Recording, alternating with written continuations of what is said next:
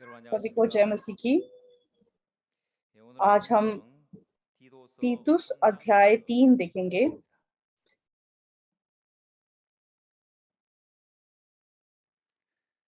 신약 성경 तीतुस अध्याय 3 5 से पढ़ेंगे। 345쪽입니다. 디도서 तीतुस अध्याय 3장 3 5절 5 말씀부터 से। 읽도록 하겠습니다. तो उसने हमारा उद्धार किया और ये धर्म के कामों के कारण नहीं जो हमने आप किए, पर अपनी दया के अनुसार नए जन्म के स्नान और पवित्र आत्मा के हमें नए बनाने के द्वारा हुआ, जिसे उसने हमारे उद्धारकर्ता यीशु मसीह के द्वारा हम पर अधिकाई से उंडेला, जिससे हम उसके अनुग्रह से धर्मी ठहरकर अनंत जीवन की आशा के अनुसार वारिस बने। 후사가 되게 하려 하심이라. 이 말이 밑보다 원컨대 ये बात सच है और मैं चाहता हूँ कि तू इन बातों के विषय में दृढ़ता से बोले, इसलिए कि जिन्होंने परमेश्वर विश्वास किया है वे भले भले कामों में लगे रहने का ध्यान रखें। ये बातें भली और मनुष्य के लाभ की हैं, पर मूर्खता के विवादों और वंशावलियों और विरोध और झगड़ों से जो व्यवस्था के विषय में हो बचा रहे, क्योंकि वे निष्फल और व्यर्थ हैं। किसी पाखंडी को एक दो बार समझा बुझाकर उससे अलग रहे, ये जानकर कि ऐसा मनुष्य भटक गया है और अपने आप को दोषी ठहराकर पाप करता रहता है। 11 वचन तक पढ़ा। 여러분 사람들은 이 तो 성경 लोग 말씀을 읽다가 잘 이해가 안 되면 बाइबल के वचन को पढ़ते हैं और जब उनको समझ में नहीं आता तो वे अपने हिसाब से उसका मतलब निकाल लेते हैं। तो बाइबल कहती है, तो बाइबल में साफ लिखा है कि यीशु मसीह के लहू ने हमें धर्मी ठहराया है, इसलिए हम धर्मी हैं। तो बाइबल में लिखा है कि नूह धर्मी था और वह अपने समय के लोगों में सिद्ध था। तो उत्पत्ति से लेके निष्फल तक, प्रकाशित वाक्य तक बहुत धर्मियों के बारे में लिखा हुआ है। तो बाइबल में साफ धर्मी शब्द बहुत लिखा हुआ है, कैसे धर्मी बना जाता है ये भी लिखा हुआ है। लेकिन फिर भी बहुत से लोग चर्च जाते हैं, 10 साल 20 साल 30 साल भी वो चर्च जाते हैं, डीकन बन जाते हैं, एल्डर बन जाते हैं और कभी कभी सेवकाई करने लगते हैं, पास्टर भी बन जाते हैं, लेकिन फिर भी उनके हिसाब से वो पापी ही रहते हैं। तो क्यों ऐसा होता है? क्योंकि उनको पता नहीं है कि उद्धार पाने का, पापों की क्षमा प्राप्त करने का रास्ता क्या है। तो बाइबल अगर हमें धर्मी कह रही है तो कैसे हम धर्मी बन सकते हैं? उसको सीखने की या जानने की लोग कोशिश नहीं करते, अपने हिसाब से उसका मतलब निकालते हैं और क्या डॉक्ट्रिन बनाते हैं कि बस हमें धर्मी ठहराया गया है, हमें बस ठहराया गया है, लेकिन हम पापी हैं। तो हम पाप करते हैं इसलिए हम पापी हैं, बस परमेश्वर हमें धर्मी बुला रहा है। तो ये बिल्कुल मतलब गलत मतलब निकालना है। तो बाइबल में उदाहरण के लिए उत्पत्ति की किताब को हम एक बार देखेंगे। उत्पत्ति अध्याय 1 को देखेंगे। तो परमेश्वर ने तीसरे दिन क्या किया वो बताया गया है। 9 में लिखा है, फिर परमेश्वर ने कहा आकाश के नीचे का जल एक स्थान में इकट्ठा हो जाए, और सूखी भूमि दिखाई दी और वैसा ही हो गया। परमेश्वर ने सूखी भूमि को पृथ्वी कहा तथा जो जल इकट्ठा हुआ उसने उसको समुद्र कहा, और परमेश्वर ने देखा कि अच्छा है। तो परमेश्वर ने सच में सूखी जमीन को भूमि कहा और जहां पानी इकट्ठा हो गया उसने समुद्र कहा। तो अगर परमेश्वर ने ऐसा कहा है तो फिर सूखी जमीन भूमि है, पृथ्वी है, और जहां पानी इकट्ठा हुआ है वो समुद्र है। तो परमेश्वर ने अगर हमें धर्मी ठहराया है तो हम धर्मी हैं। अगर परमेश्वर हमको धर्मी कह रहा है फिर भी हम बोल रहे कि हमारे अंदर पाप है, तो वो गलत बात है। तो लोग अपने हिसाब से अपनी थ्योरी को बनाते हैं, तो उस चीज को आगे चल के वो डॉक्ट्रिन बोलते हैं। हमें डॉक्ट्रिन पे विश्वास नहीं करना है, हमें परमेश्वर के वचन को जो का त्यों विश्वास करना है।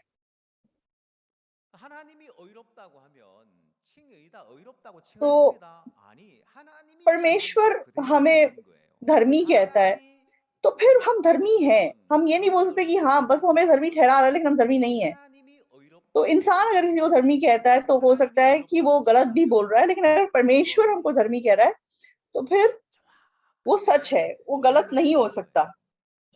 वो स्पष्ट रूप से हमें धर्मी बनाया है उसने, इसलिए वो हमको धर्मी बोल रहा है। और लोग जैसे अपना आत्मिक जीवन जीते हैं तो वे अपने हिसाब से आत्मिक जीवन जीते हैं। तो अपने हिसाब से उनको लगता है कि वो परमेश्वर विश्वास करते हैं और उन्होंने उद्धार पाया है, और क्योंकि वो अपने जीवन में रोजाना पाप करते हैं इसीलिए वो बोलते हैं कि हमें मतलब सैंक्टिफाई होना है, अपने आप को पवित्र बनाना है। तो अपने आप को सैंक्टिफाई करना है, अपने आप को पवित्र बनाना है। लेकिन बाइबल हमें क्या कहती है? यीशु मसीह की क्रूस पे मृत्यु के द्वारा हम एक ही बार में पवित्र किए गए हैं, वचन हमें ये कहता है। तो बाइबल अगर हमें बोल रही है कि तुम पवित्र किए गए हो तो फिर हम पवित्र हैं। तो कैसे हम बोल सकते हैं कि हमको सैंक्टिफाई होते जाना है, हमको पवित्र होते जाना है? तो लोग मतलब गलत डॉक्ट्रिन बनाते हैं। लेकिन आपको एक बात जाननी जरूरी है, परमेश्वर के वचन के साथ हमें इंसान की सोच, इंसान के स्टैंडर्ड, इंसान के न्याय को मिक्स नहीं करना है। परमेश्वर के वचन को हमें ज्यों का त्यों विश्वास करना है।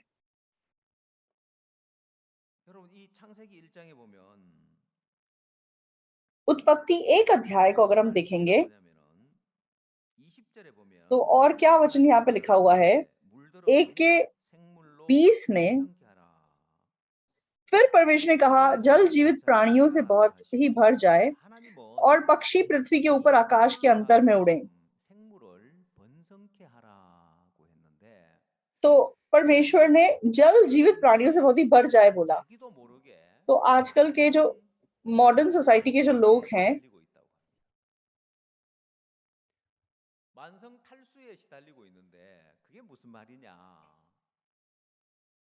तो मतलब वो एक चीज से आजकल बहुत मतलब परेशान है।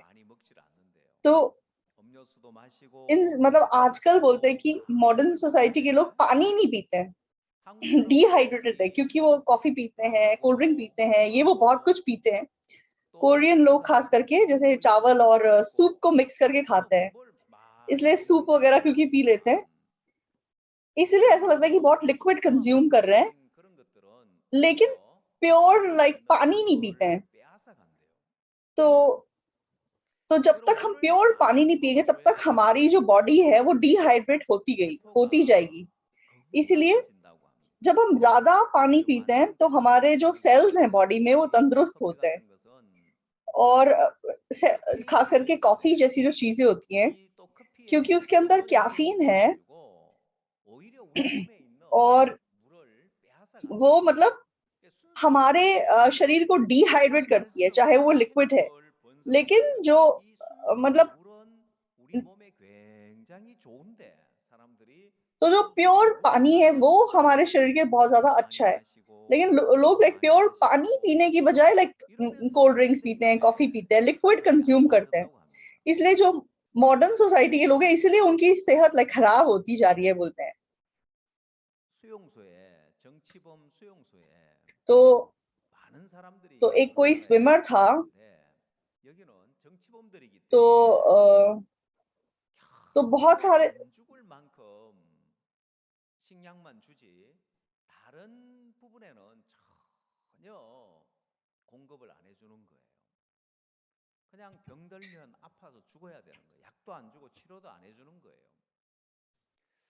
मतलब कोई एक देश था, वहां पे बहुत सारे जैसे मतलब प्रिजनर्स को रखा हुआ था, उनको जैसे बेसिक सिर्फ खाने की चीज दी जाती थी, उसके बियॉन्ड उनको कुछ नहीं दिया जाता था। लेकिन वहां पे कोई दवाई नहीं दी जाती थी, कोई मेडिकल ट्रीटमेंट नहीं होती थी, लेकिन एक डॉक्टर था जो उन सारे लोगों को ठीक कर देता था। तो वो कैसे करता था?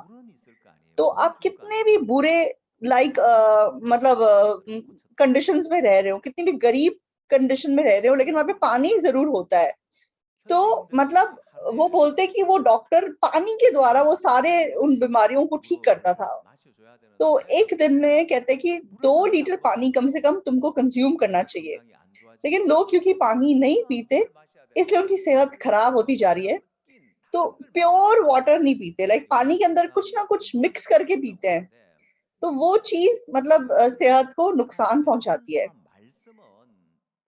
तो परमेश्वर का वचन भी लाइक प्योर परमेश्वर का वचन जिसमें और कुछ लाइक मिक्स नहीं किया हुआ, उसके अंदर बहुत ताकत है। लेकिन अगर आप उस प्योर वचन के अंदर इंसान की सोच को मिक्स कर लेंगे तो फिर वो वचन नहीं रह गया, वो वचन बिगड़ के कुछ और बन गया। तो परमेश्वर का जो वचन है उसके अंदर ताकत है शैतान के ऊपर जीत प्राप्त करने की, हमें आशीष देने की। और ये वचन सच में ताकत का वचन है। लेकिन जिस वचन को तुमने मिक्स कर दिया अपनी सोच के साथ, उस वचन के अंदर कोई ताकत नहीं रह जाती। इसलिए शैतान लोगों को धोखा देने के लिए, तो वो शैतान लोगों के मन में क्या जांचता है, इस व्यक्ति के मन में सिद्ध परमेश्वर का वचन है या नहीं है। इस ये इंसान लाइक परमेश्वर के स्पष्ट वचन को जानता है कि नहीं जानता है। उत्पत्ति 3 में जब शैतान ने आदम और हवा को धोखा दिया, तब शैतान ने ये चेक किया कि हवा के मन में स्पष्ट परमेश्वर का वचन है या नहीं है। हम उत्पत्ति 3 एक बार देखेंगे। उत्पत्ति 3:1 में यहोवा परमेश्वर ने जितने बनेले पशु बनाए थे उन सब में सर्प दूर था। उसने स्त्री से कहा, क्या सच है कि परमेश्वर ने कहा तुम इस वाटिका के किसी वृक्ष का फल ना खाना? स्त्री ने सर्प से कहा, इस वाटिका के वृक्षों के फल को हम खा सकते हैं, पर जो वृक्ष वाटिका के बीच में है उसके फल के विषय में परमेश्वर ने कहा है कि ना तो तुम उसको खाना और ना उसको छूना, नहीं तो मर जाओगे। तब स्त्री ने सर्प से कहा, तुम निश्चय ना मरोगे, वरन परमेश्वर आप जानता है कि जिस दिन तुम उसका फल खाओगे उस दिन तुम्हारी आंखें खुल जाएंगी और तुम भले और बुरे का ज्ञान पाकर परमेश्वर के तुल्य हो जाओगे। तो ये सबसे पहले शैतान ने जब हम मनुष्य जाति को धोखा दिया, तो शैतान ने सबसे पहले ये चेक किया कि हवा के मन में स्पष्ट परमेश्वर का वचन है या नहीं है। इसीलिए शैतान हवा से कैसे सवाल पूछता है, क्या परमेश्वर ने तुझे कोई भी फल खाने के लिए मना किया है जो इस वाटिका में है? तो वो क्या जवाब देती है? वो कहती है कि हम बाकी फल तो खा सकते हैं, लेकिन जो इस वाटिका के बीच में पेड़ है उसका फल परमेश्वर ने कहा है कि मत खाना। तो परमेश्वर ने साफ एक्चुअली में क्या बताया था? परमेश्वर बोला था कि भले और बुरे के ज्ञान के फल को मत खाना, लेकिन हवा जब जवाब देती है, हवा बोलती है कि जो वृक्ष वाटिका के बीच में लगा हुआ है उसको मत खाना। तो यहाँ पे परमेश्वर के वचन के साथ हवा ने अपनी सोच को जोड़ लिया, अपनी सोच को मिक्स कर लिया। तो परमेश्वर ने कहा था कि तुम अवश्य मर जाओगे, लेकिन हवा बोलती है इसको ना छूना, नहीं तो तुम मर जाओगे। मतलब परमेश्वर ने नहीं बोला कि तुम उसको पकड़, उसको छूना भी मत, उसको देखना भी मत। मतलब हवा ने परमेश्वर के वचन के साथ सोच को मिक्सअप कर लिया। इसीलिए तो चाहे मतलब 3 में पर जो वृक्ष वाटिका के बीच में है उसके फल के विषय में परमेश्वर ने कहा है कि ना तो तुम उसको खाना और ना उसको छूना, नहीं तो तुम मर जाओगे। तो चाहे बोल रहे कि परमेश्वर ने ऐसा कहा, लेकिन एक्चुअली परमेश्वर ने जो कहा उसके साथ उसने अपनी सोच को मिक्सअप कर लिया। तो आज मतलब मॉडर्न लोग जो है कॉफी पसंद करते हैं, कॉफी के थोड़े से पाउडर में वो पानी मिक्स कर लेते हैं। तो थोड़ा सा कॉफी के पाउडर पे अगर तुमने पानी डाल दिया तो वो पानी है या वो कॉफी है? वो कॉफी बन गया, राइट? तो जब पानी कॉफी से मिक्स हो गया तो उसको कितना महंगा से बेचते हैं लोग, कितने पैसे देके उसको खरीद के पीते हैं। तो एक ग्लास पानी में थोड़ी मतलब आधा चम्मच कॉफी मिक्स करके लोग उसको $3-4 में भी बेचते हैं ग्लास को। लेकिन क्या कोई कोई ऐसी कॉफी भी है आजकल जिसको $10-20 में बेचते हैं एक ग्लास, लेकिन फिर भी लोग खरीद के पी लेते हैं। तो पानी को बस थोड़े से कॉफी पाउडर के साथ मिक्स कर दिया तो वो पानी नहीं रह गया, उसको हम कॉफी बोलने लग जाते हैं। तो परमेश्वर का वचन जब इंसान की सोच से एक बार मिल जाता है तो फिर वो परमेश्वर का वचन नहीं रह जाता। हम ये नहीं बोल सकते कि वो परमेश्वर का वचन है। तो इस औरत ने जब अपनी सोच को परमेश्वर के वचन के साथ मिक्स कर लिया तो परमेश्वर का शुद्ध वचन गायब हो गया और परमेश्वर के वचन में मनुष्य की कुछ सोच ऐड हो गई, कुछ परमेश्वर के वचन को माइनस कर दिया गया और वो वचन जो है वो बिगड़ गया। तो ये जो बिगड़ा हुआ वचन हवा के मन में था, उसके द्वारा हवा शैतान के धोखे में फंसे बिना नहीं रह सकी। तो बिगड़े हुए वचन को लेकर आप शैतान के धोखे से जीत नहीं सकते। तो अगर हवा के मन में स्पष्ट परमेश्वर का वचन होता तो वो जरूर शैतान की परीक्षा से जीत जाती। यीशु मसीह, जब यीशु मसीह को शैतान परीक्षा में डालने की कोशिश करता है तो यीशु मसीह के पास जो वचन था वो शुद्ध परमेश्वर का वचन था, वो इंसान की सोच से मिला जुला वचन नहीं था। इसीलिए चाहे शैतान ने कितनी भी कोशिश की यीशु मसीह को धोखा देने की, लेकिन यीशु मसीह उस परीक्षा पे जीत गए। शैतान बोलता है कि तू इन पत्थरों से रोटी बना। तो यीशु मसीह 40 दिन उपवास करने के बाद आए थे और उनको बहुत भूख लगी हुई, बहुत कमजोर थे। तब शैतान बोलता है इन पत्थरों से तू रोटी बना दे। तो यीशु मसीह कहता है, यीशु मसीह कैसे जवाब देते हैं? लिखा है कि मनुष्य केवल रोटी से जीवित नहीं रहेगा लेकिन हर एक उस वचन से जो परमेश्वर के मुख से निकलता है। तो यीशु मसीह जब शैतान की परीक्षा से जीतते हैं तो 3 बार 4 बार उन्होंने स्पष्ट परमेश्वर के वचन के द्वारा शैतान से लड़ाई की, शैतान से जीत पाई और वो शैतान की परीक्षा से जीत गए। लेकिन हवा के मन में स्पष्ट परमेश्वर का वचन नहीं था, इसलिए वो शैतान की परीक्षा में गिर गई। इसीलिए हम लोग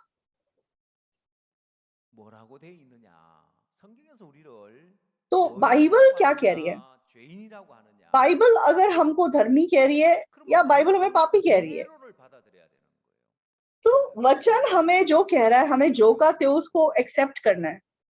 हम एक बार इब्रानियों की किताब को देखेंगे।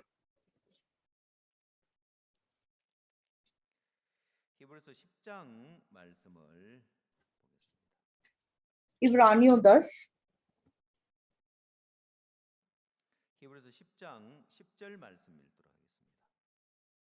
इब्रानियों 10 का 10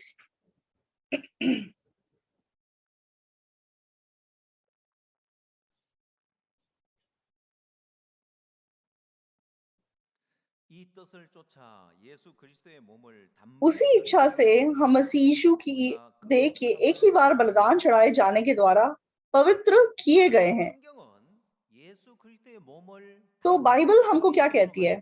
बाइबल हमको कहती है कि यीशु मसीह की देह के एक ही बार बलिदान चढ़ाए जाने के द्वारा हम पवित्र किए गए हैं। तो फिर यहाँ पर इंसान की सोच को जब हम जोड़ लेते हैं और माइनस कर लेते हैं, ऐसा ना करके अगर हम इस वचन को जो का त्यों स्वीकार करें तो उतना हमारे लिए काफी है। तो प्रभु अगर हमें धर्मी कहता है तो हमें स्वीकार करना है कि हम धर्मी। परमेश्वर हमें पवित्र कहता है तो हमें स्वीकार करना है कि हम पवित्र है। इसलिए इंसान की सोच को जोड़ने लगाने की मतलब जरूरत नहीं है। तो प्रभु का वचन साफ कहता है कि यीशु के बलिदान के द्वारा हम पवित्र किए गए हैं। तो पवित्र किए गए हैं मतलब हम पवित्र हो गए हैं। हम पवित्र, हमें पवित्र बनता जाना है, पवित्र होते जाना है, सैंक्टिफाई होते जाना है, ऐसा नहीं है। एक ही बार में हमें पवित्रता दे दी गई है। इसमें हमें इंसान की सोच को जोड़ने निकालने की जरूरत नहीं है। परमेश्वर के वचन को जो का त्यों स्वीकार करने की जरूरत है। लेकिन शैतान निरंतर लोगों के मन को कैसे धोखा देता है? वह परमेश्वर के वचन को हमारे मन में बदल देता है। तो अगर आपके मन में स्पष्ट परमेश्वर का वचन हो तो वो वचन ताकत है। तो स्पष्ट परमेश्वर का वचन ताकत है। हमारे जीवन में क्यों ये वचन का ताकत से काम नहीं कर पाता? क्यों? क्योंकि शैतान हमारे मन में वचन को हमारी सोच से मिक्स करने का काम करता है। तो पुराने जमाने में हमारे देश में फ्रिज नहीं होते थे लोगों के घर में। तो जब लोगों के घर में फ्रिज नहीं होते थे, तब जो औरतें थी, जो माएँ थी, तो जब कुछ खराब हो जाता था, तो उनको मतलब बहुत दुःख होता था कि ये खराब हो गया, इसको फेंकना पड़ेगा, तो वो अपने आप खा लेती थी। तो गर्मियों में सबसे ज़्यादा क्या चीज़ खराब होती थी? टोफू खराब हो जाता था और हमारे स्प्राउट्स होते हैं वो खराब हो जाते थे। कभी-कभी चावल भी खराब हो जाते थे। क्यों? क्योंकि पूरा दिन जैसे मतलब उनको पूरा दिन काम करना पड़ता था खेतों में जाके, इसलिए उनको एक ही टाइम पे ज़्यादा खाना पकाना पड़ता था और वो गर्मी में खाना पड़े-पड़े खराब हो जाता था। तो औरतें क्या करती थी, उसको फेंकती थी। तो क्या करती थी, उसको धो के फिर से खा लेती थी। तो इसलिए तो हमारे देश में स्टमक कैंसर बहुत होता था पुराने ज़माने लोगों को। तो कहते हैं कि स्टमक कैंसर कब से रिड्यूस होना शुरू हुआ, जब से रेफ्रिजरेटर्स आ गए लोगों के घर में। तो जब से लोगों के घर में फ्रिज आ गए, तब से लाइक जो स्टमक कैंसर के पेशेंट्स थे वो रिड्यूस हो गए कोरिया में। तो कुछ खाने की चीज़ें होती हैं जो आसानी से खराब हो जाती हैं। तो लोगों के मन में भी परमेश्वर के वचन को क्या चीज़ खराब कर देती है, वो इंसान के काम है। तो परमेश्वर का वचन स्पष्ट है, क्लियर है, लेकिन उस वचन को खराब क्या करता है? इंसान की भलाई, इंसान के काम। तो इंसान जब परमेश्वर के वचन को अपने काम से मिक्स अप कर लेता है, तो वो ज़रूर मतलब वचन खराब हो जाता है।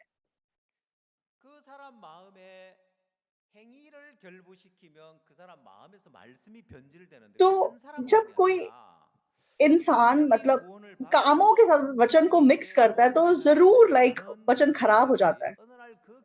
तो ये ना केवल उद्धार ना पाए हुए लोगों के साथ होता है, उद्धार पाई हुई कलीसिया में भी जब इंसान के काम शामिल हो जाते हैं, तो वो चर्च सुसमाचार से दूर हो जाता है और परमेश्वर से अलग मन की दिशा में बहने लग जाता है।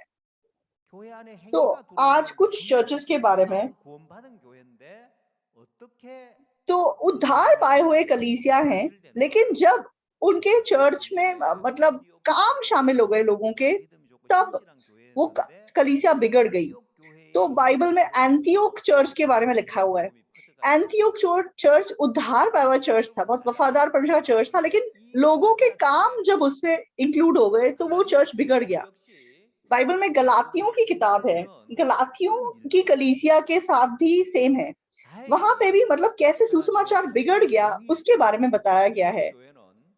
लेकिन परमेश्वर के धन्यवादी रूप से लाइक एंटियोक चर्च में पतरस ने काम किया कि वो गलत दिशा में जाने वाली चर्च को उसने संभाला, और जो गलातियों की कलीसिया थी उसको पौलुस ने जाके वचन के द्वारा संभाला।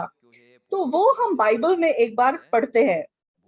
तो एंटियोक चर्च में जब सुसमाचार बिगड़ा, तो क्यों ऐसा हुआ था और पतरस ने कैसे उस सिचुएशन को संभाला था, तो प्रेरितों 15 अध्याय में वो लिखा हुआ है। प्रेरितों 15 का 1।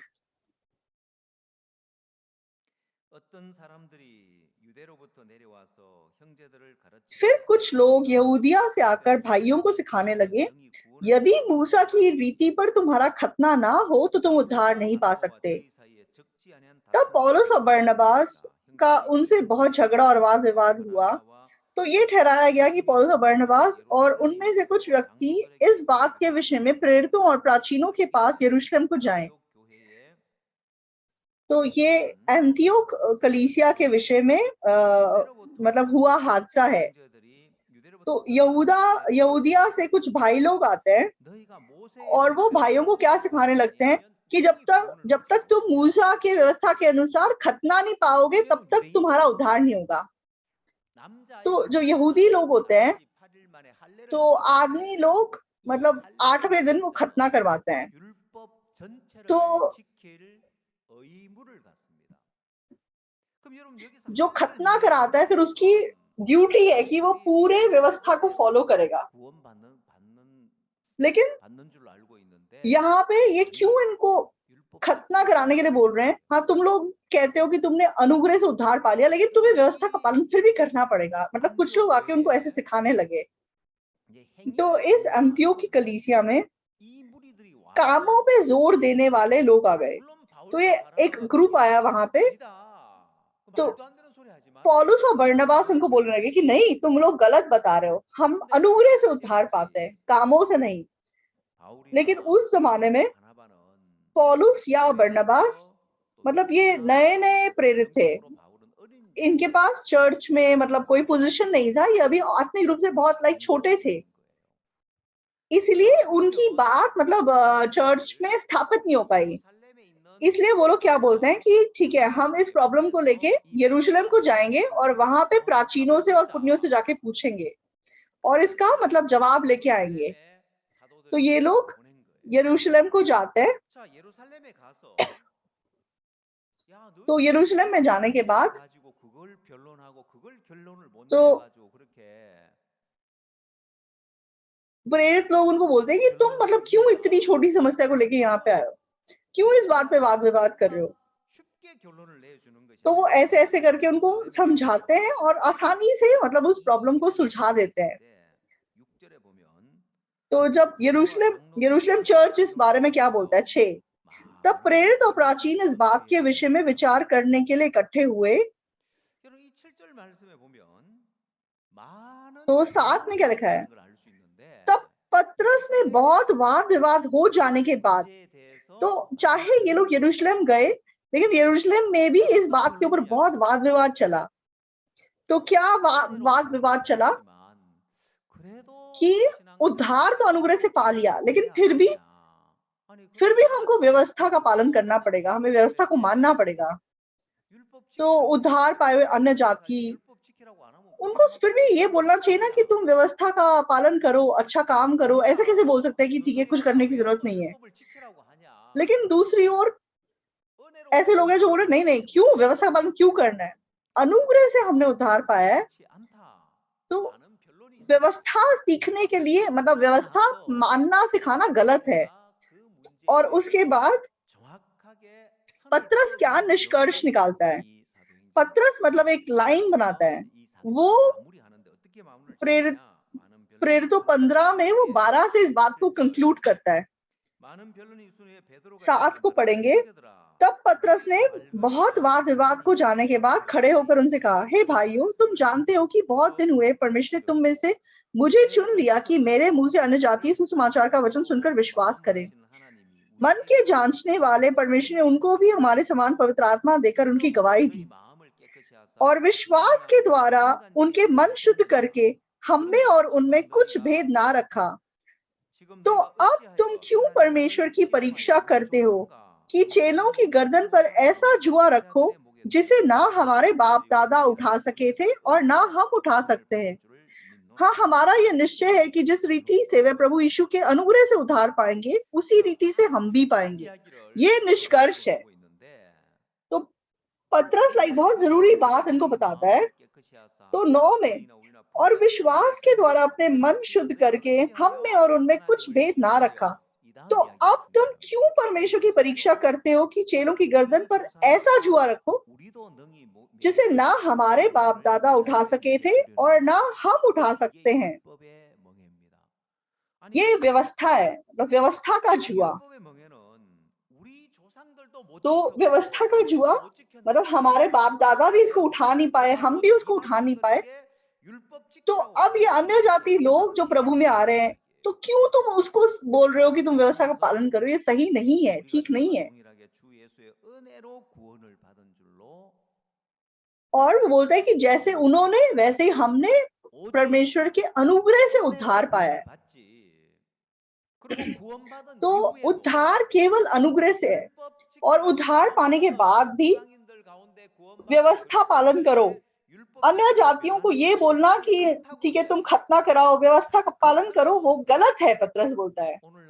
तो अगर ऐसा है, आज कलीसियाओं के अंदर आज जो मेन लाइन चर्चेस हैं वो सिखाते हैं कि व्यवस्था का पालन करो, 10 आज्ञाओं को याद करो, 10 आज्ञाओं को मानो, 10 आज्ञाओं के हिसाब से पाप मत करो, भलाई करके जियो। लेकिन वो क्या है? तो वो भ्रष्ट कलीसिया है। सुसमाचार जहां बिगड़ गया है, ऐसी कलीसियाओं में सिखाया जाता है कि तुम व्यवस्था का पालन करो। लेकिन सच्ची कलीसिया क्या सिखाती है?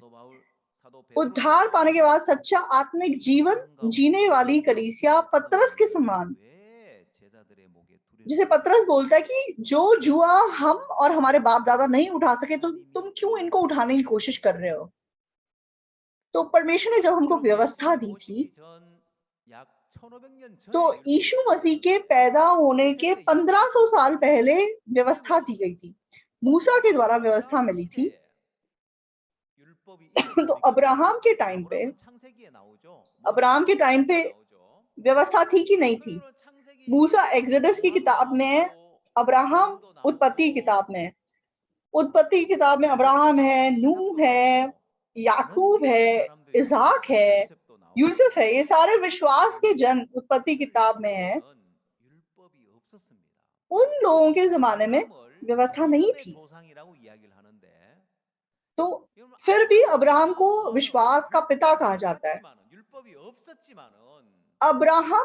अब्राहम या नूह के पास व्यवस्था नहीं थी, लेकिन फिर भी नूह के बारे में लिखा गया है कि नूह सिद्ध था और परमेश्वर के साथ चलता था। परमेश्वर ने अब्राहम से कहा कि तू अपने पिता और अपने लोगों और अपने देश को छोड़, उस देश को जा जो मैं तुझे दिखाऊंगा, और मैं तुझे सच में अनुग्रह का सोता बनाऊंगा। जो तुझे आशीष देंगे उन्हें मैं भी आशीष दूंगा, जो तुझे श्राप देंगे मैं उनको श्राप दूंगा। परमेश्वर ने उसको उसे मतलब आशीष का सोता बनाया था। तो क्या अब्राहम व्यवस्था के अनुसार जिया था? अब्राहम को पता भी नहीं था कि व्यवस्था क्या है। व्यवस्था के बिना भी वो परमेश्वर को खुश कर सका और विश्वास का जन बन सका और आशीष पाया व्यक्ति बन सका। लेकिन फिर क्यों उद्धार पाए हुए कलीसिया में फिर से बोला जाता है कि व्यवस्था को पालन करो? पतरस यहाँ पे बोलता है कि वो गलत है। तो परमेश्वर ने व्यवस्था दी क्यों है? तो व्यवस्था देने का मकसद क्या है? व्यवस्था देने का मकसद रोमियो 3 अध्याय में लिखा हुआ है। रोमियो 3 हमें व्यवस्था का मकसद बताता है। रोमियो 3 का 19, हम जानते हैं कि व्यवस्था जो कुछ कहती है उन्हीं से कहती है जो व्यवस्था के अधीन है, इसलिए कि हर एक मुंह बंद किया जाए और सारा संसार परमेश्वर के दंड के योग्य ठहरे। क्योंकि व्यवस्था के कामों से कोई प्राणी उसके सामने धर्मी नहीं ठहरेगा, इसलिए कि व्यवस्था के द्वारा पाप की पहचान होती है। तो व्यवस्था के द्वारा पाप की पहचान होती है। व्यवस्था का मकसद सिर्फ हमें पाप की पहचान कराना है। तो व्यवस्था हमारे पापों को धो नहीं सकती।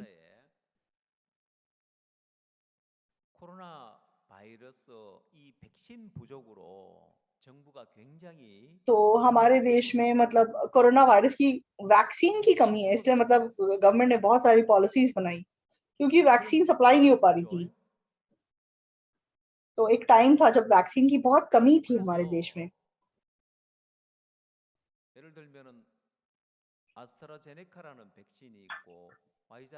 तो एस्ट्राजेनेका की एक मतलब वैक्सीन है और एक फाइजर की है। तो मैंने सबसे पहले एस्ट्राजेनेका लगवाई और फिर फाइजर लगवाई। आप जानते हैं क्यों? क्योंकि वैक्सीन की कमी थी और मतलब इन्फेक्शन रेट बढ़ता जा रहा था। तो पहला मतलब एस्ट्राजेनेका खत्म होने के बाद दूसरा डोज लगाना था, लेकिन वो दूसरा डोज भी दूसरे लोगों को लगा दिया। बाद में मतलब गाली पड़े जो भी हो, लेकिन सरकार ने फटाफट लगाने के लिए मतलब लोगों को जल्दी जल्दी लगा दी, और बाद में मतलब सेकेंड डोज आ नहीं पाई एस्ट्राजेनेका की। इसलिए दूसरा डोज बोलने लगे कि फाइजर लगवा लो। तो मतलब और बोलने लगे कि अगर तुम मतलब अलग अलग ब्रांड का लगवाओगे तो ज्यादा अच्छा होगा। तो एक्चुअली हमारे पास कोई और रास्ता नहीं था, तो बोलने लगे अच्छा है तो हमने भी लगवा लिया। तो क्यों हमारे देश में वैक्सीन नहीं आ पाया? हमारे देश में जो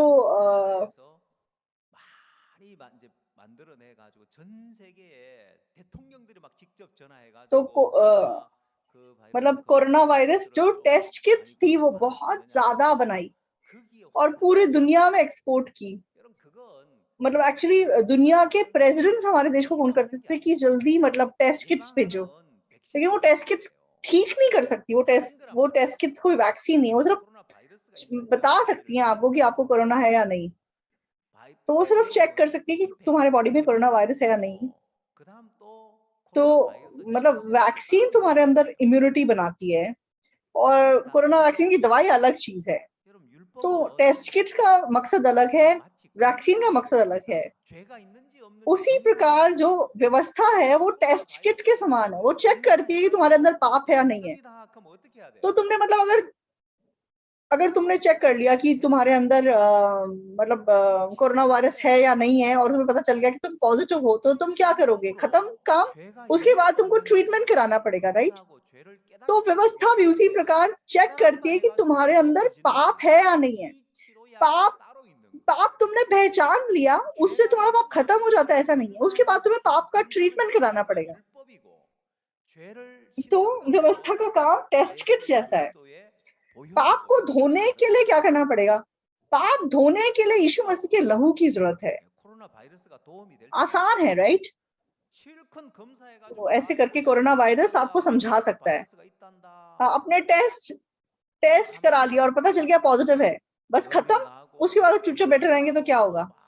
आपको मतलब बुखार आएगा, खांसी जुकाम होगा, बॉडी बीमार पड़ेंगे आप। तो जल्दी से उसका ट्रीटमेंट करना पड़ेगा, उसका जो भी ट्रीटमेंट है वो लेना पड़ेगा।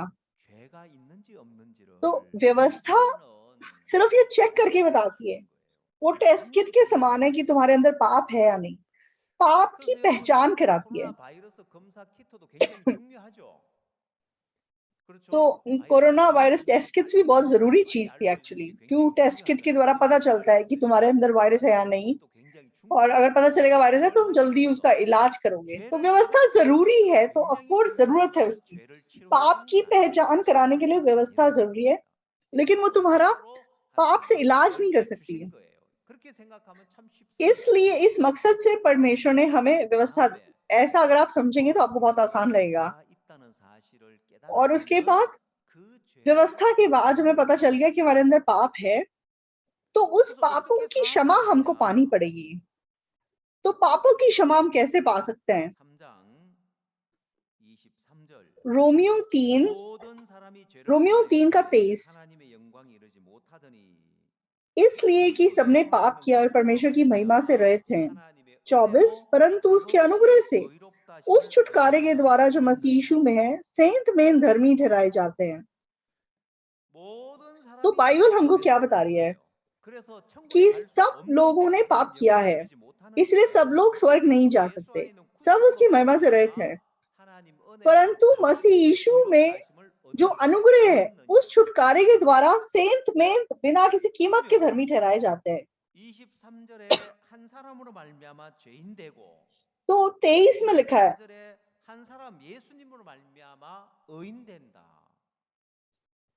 तो एक व्यक्ति के द्वारा हम पापी बन गए और एक व्यक्ति के द्वारा हम धर्मी बन गए।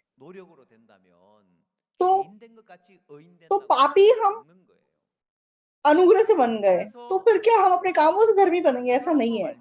धर्मी भी हम अनुग्रह से बन गए। तो एक के पाप के द्वारा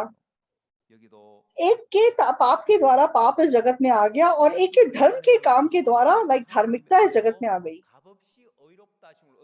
तो ये वचन भी हमें क्या कहता है? परंतु उसके अनुग्रह से उस छुटकारे के द्वारा जो मसीह यीशु में है सेंत में धर्मी ठहराए जाते हैं। तो जो सेंत में धर्मी ठहराया गया है, तो फिर वो क्या है? हाँ बस उसको धर्मी ठहराया गया, लेकिन है वो पापी क्या? ऐसा है? ऐसा नहीं है। 4장에서 रोमियो रोमियो 4 में क्या लिखा है? 받은 사람을 보면 6절입니다. 일한 것이 없이 रोमियो 4 का 6, 의로 जिसे 여기심을 परमेश्वर 받는 बिना 사람을 कर्मों के 보게 धर्मी ठहराता है, उसे दाऊद भी धन्य कहता है। 사심을 받고 그 धन्य है जिनके अधर्म क्षमा हुए और जिनके पाप ढांपे गए। 죄를 인정치 धन्य है वह मनुष्य जिसे परमेश्वर पापी ना ठहराए। 여러분 다윗은 일한 것 없이 तो दाऊद 선하게 살아서 뭔 행위를 कहता है कि 했으니까 일한 것 없이 जो व्यक्ति 하나님께 जिसने कोई पाप 의로 नहीं किया, 여기심을 받았다는 거예요. 그래서 लेकिन जो 그분을 भक्तिहीन को धर्मी ठहराने वाले पर विश्वास 다윗이 करता है, 간증하기를 이거 누가 उसका 하는 विश्वास 거냐? उसके लिए धार्मिकता गिना जाता है। 다윗이 इसलिए 간증하기를 दाऊद 그 उस व्यक्ति के बारे में क्या 사심을 कहता है? 받고 그 죄를 धन्य है वह जिनके अधर्म क्षमा हुए और जिनके पाप ढांपे गए। धन्य है वह मनुष्य जिसे परमेश्वर पापी ना ठहराए। तो दाऊद कहते हैं कि ऐसे लोग धर्मी है। ये नहीं बोलता कि जो पाप नहीं करता वो धन्य है, जो व्यवस्था का पालन करता है वो धन्य है, ऐसा नहीं बोलता। दाऊद कहते हैं कि धन्य है वह जिनके पाप ढांपे गए और धन्य है जिसे परमेश्वर पापी ना ठहराए। तो यहाँ जरूरी बात क्या है? तो बाइबल हमें कहती है कि तुम अपने बातों से धर्मी ठहराए जाओगे और अपने बातों से दोषी ठहराए जाओगे। तो वचन दाऊद कहता है कि धन्य है वह जिसके अधर्म क्षमा और जिसके पाप ढांपे गए। धन्य है वह मनुष्य जिसे परमेश्वर पापी ना ठहराए। तो इस वचन और यूहन्ना 8 में जो व्यभिचार में पकड़ी गई स्त्री थी, उसकी बात को हम कंपेयर करके एक बार देखते हैं। तो व्यभिचार करते हुए एक पकड़ी गई स्त्री थी, तो लोग यीशु की परीक्षा लेने के लिए उस औरत को खींच के ले आए। तो ये औरत व्यभिचार करते हुए पकड़ी गई है। मूसा की व्यवस्था में लिखा है कि ऐसे पर पथराव होना चाहिए, लेकिन हे प्रभु तू इसके विषय में क्या कहता है? तो यीशु मसीह कहते हैं कि ठीक है वो मतलब प्रभु है, हमें बचाने के लिए आया है। तो अगर ये उद्धार करता है तो ये इस औरत के विषय में क्या कहता है, आके देखते हैं। यीशु को परखने के लिए वो उस औरत को यीशु के पास खींच के ले आए। 예수님이 아무 말씀 안 하시고 तो 손가락으로 땅바닥에 글을 썼어요. 그러니까 저희가 묵기를 마지 아니하고 यीशु मसीह ने कुछ नहीं कहा। यीशु मसीह झुके और जमीन के ऊपर कुछ लिखने लगे और लोग बोलने लगे कि क्यों ये जल्दी हमें जवाब नहीं दे रहा। मूसा ने बोला कि ऐसे में पथराव होना चाहिए, तू इसके विषय में क्या कहता है? तो यीशु मसीह उठा, यीशु ने कहा तुम में से जो निष्पाप है वो पहले उसके ऊपर पत्थर मारे। तो एकदम ये लोग जो कि मतलब पत्थर फेंकने वाले थे, लेकिन जब यीशु ने ऐसा बोला तो उनको मतलब अपने विवेक में चुभन महसूस होने लगी, क्योंकि यीशु ने बोला कि जो निष्पाप है वो उसके ऊपर पत्थर मारे। तो ये औरत चाहे व्यभिचार करते हुए पकड़ी गई, लेकिन बाइबल हमें बताती है कि अगर तुम किसी को बुरी दृष्टि से देखते हो तो तुम उसके साथ व्यभिचार कर चुके हो। तो चाहे ये लोग जो उसमें पत्थर मारने वाले थे, उनके मन में भी व्यभिचारी मन था, उनके मन में भी नफरत थी। इसीलिए जब उसमें पत्थर मारने की बात आई, अगर तुम निष्पाप हो तो उसमें पत्थर मारो, तो ये लोग उसमें पत्थर नहीं मार सके। उनको अपने विवेक में चुभन महसूस हुई और छोटे से लेके बड़ों तक सबके सब उस जगह को छोड़ के चले गए और वो औरत और वो स्त्री वहां खड़े रह गए। तो अब उस पॉइंट से जरूरी बात है, यीशु मसीह इस औरत से सवाल पूछते हैं। तो आज हमें जिस बात पे ध्यान देने की जरूरत है, यीशु मसीह ने जो इस औरत से सवाल पूछा और जो इसने जवाब दिया, तो मैं रोमियो 4 में दाऊद क्या बोलता है? तो एक बार फिर आप इसको मन में रखिए, रोमियो 4:6, जिसे परमेश्वर बिना कर्मों के धर्मी ठहराता है उसे दाऊद भी धन्य कहता है। तो ये दाऊद की बात है। तो ये सच में सच्चे आत्मिक जीवन का कारण है। मतलब दाऊद कहता है कि धन्य है वह जिसके पाप क्षमा हुए, धन्य है वह मनुष्य जिसे परमेश्वर पापी ना ठहराए।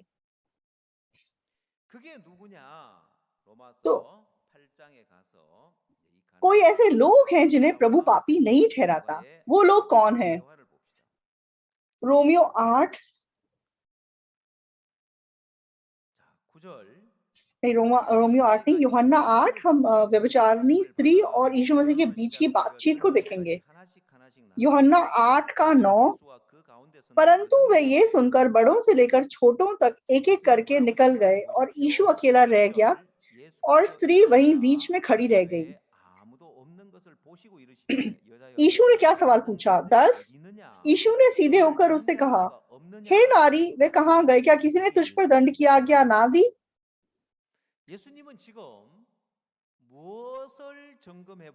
तो ये यीशु मसीह का सवाल है उस औरत से। तो यीशु मसीह अभी क्या चेक कर रहे हैं?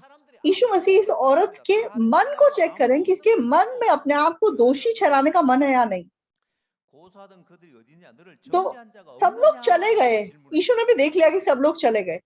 तो यीशु इस औरत से पूछते हैं, क्या किसी ने तुझ पर दंड की आज्ञा नहीं दी? हे नारी, वे कहाँ गए? 11, उसने कहा, हे प्रभु, किसी ने नहीं। यीशु ने कहा, मैं भी तुझ पर दंड की आज्ञा नहीं देता। तो यीशु मसीह इस औरत को देखे क्या बोलते हैं? मैं भी तुझ पर दंड की आज्ञा नहीं देता। तो फिर यहाँ जरूरी बात क्या है?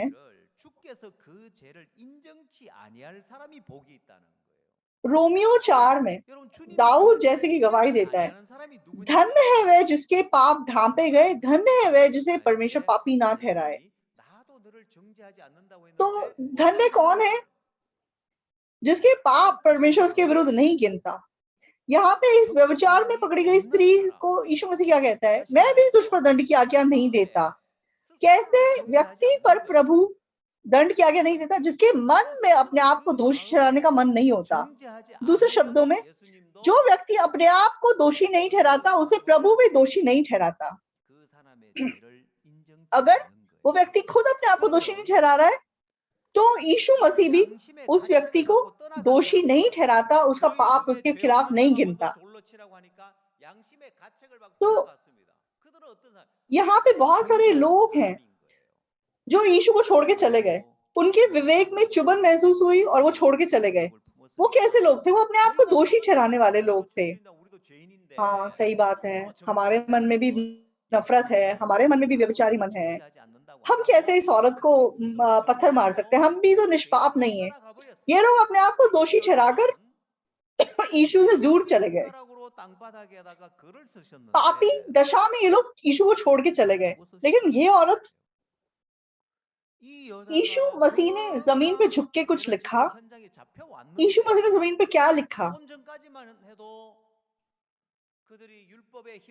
तो ये औरत अभी पाप करके पकड़ी गई। थोड़ी देर पहले तक व्यवस्था की ताकत से लोग इसको बालों से खींच रहे थे, इसको मारने वाले थे, तब कोई इसे बचाने वाला नहीं था।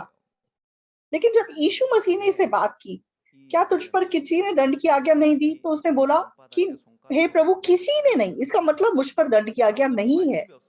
क्यों? क्योंकि इस औरत ने जमीन के ऊपर यीशु मसीह ने क्या लिखा वो इस औरत ने देखा। बाकी लोगों को उसमें कोई इंटरेस्ट नहीं था, इस औरत को इंटरेस्ट था। तो यीशु मसीह ने इस औरत को समझाया कि मैं वो परमेश्वर का मेमना हूं जो जगत का पाप उठा लेने के लिए आया है। और यीशु मसीह जो सचमुच में इसको बताना चाहते थे वो क्या है? तो यीशु मसीह जो जगत का पाप उठा ले जाने वाला मेमना है, क्योंकि परमेश्वर ने सब व्यक्तियों के अधर्म का बोझ यीशु मसीह के ऊपर लाद दिया, इसलिए चाहे इस व्यभिचारिणी ने पाप किया, लेकिन उस पाप की कीमत इसको खुद को नहीं चुकानी है। यीशु मसीह ने इस औरत की जगह इसके पापों की कीमत चुकाई। यीशु मसीह को इस औरत के पाप की वजह से क्रूस पे मरना पड़ा। इसलिए जब इस औरत ने यीशु को जमीन पे लिखते हुए देखा, तब वो पहचान गई कि ये मसीहा है, ये हमारे पापों की जिम्मेदारी उठाने के लिए इस दुनिया में आया मसीह ख्रीस्त है। यूहन्ना 8 में यीशु मसीह व्यभिचारिणी से मिले, सही है? यूहन्ना 8 में ये इसको मिलते हैं, राइट? 말씀 듣는다고 지금 진지하게 너무 진지하게 지금 말씀 듣고 있어서 잊어버린 것 같은데 요한복음 8장에서 가늠하다 현장에 잡힌 자들을 तो 만났는데 आप लोग बहुत ध्यान से वचन सुन रहे हैं। 사건이 일어나느냐 요한복음 8장 यूहन्ना 8 में यीशु मसीह इस औरत से मिले, 요한복음 1장 लेकिन यूहन्ना 1 में क्या हुआ था? यूहन्ना 1 अध्याय देखेंगे,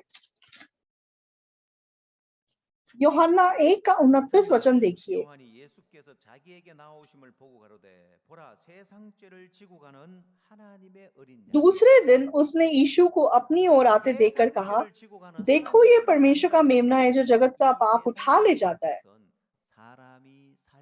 तो जगत का पाप उठा ले जाने वाला परमेश्वर का मेमना, तो जगत का अर्थ क्या है?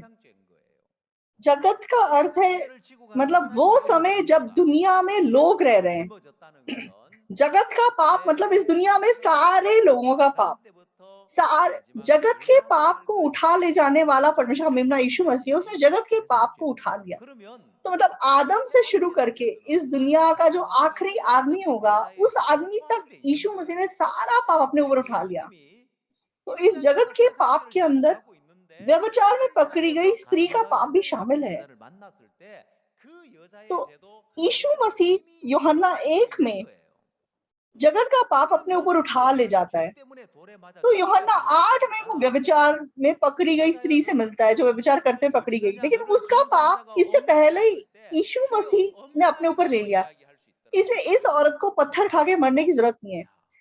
यीशु मसीह जब उसे पूछते हैं कि वो कहाँ गए, तुझ पर दंड की आज्ञा देने वाले कहाँ गए, तो क्या किसी ने तुझ पर दंड की आज्ञा नहीं दी? तो वो औरत क्या जवाब देती है? किसी से नहीं, किसी ने नहीं।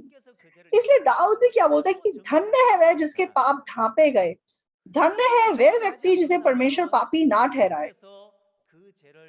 तो जो व्यक्ति अपने आप को दोषी नहीं ठहराता, वो परमेश्वर की नजरों में धन्य है। तो अगर कोई अपने आप को दोषी नहीं ठहराता, तो परमेश्वर भी उसको पापी नहीं मानता। तो व्यभिचार में पकड़ी गई स्त्री पे जो पत्थर मारने वाले थे, उनका पाप भी एक्चुअली यीशु मसीह ने अपने ऊपर उठा लिया था। यीशु मसीह ने उनके पापों की जिम्मेदारी भी उठा ली थी, लेकिन वो लोग अपने आप को दोषी ठहराते हुए चले गए। अपने आप के विवेक में चुभन महसूस करके वो यीशु से दूर चले गए। इसीलिए वो लोग पापों की क्षमा नहीं पा सके, अपने आप को दोषी ठहराते हुए चले गए। लेकिन सिर्फ व्यभिचार में पकड़ी गई स्त्री जिसने अपने आप को दोषी नहीं ठहराया, उसने पापों की क्षमा पाई। तो मैं ये सारी बातें आज जो तीतुस में हमने वचन पढ़ा उसको समझाने के लिए आपको बता रहा था। तीतुस 3 अध्याय को आप लोग खोलिए। तीतुस 3 का 10।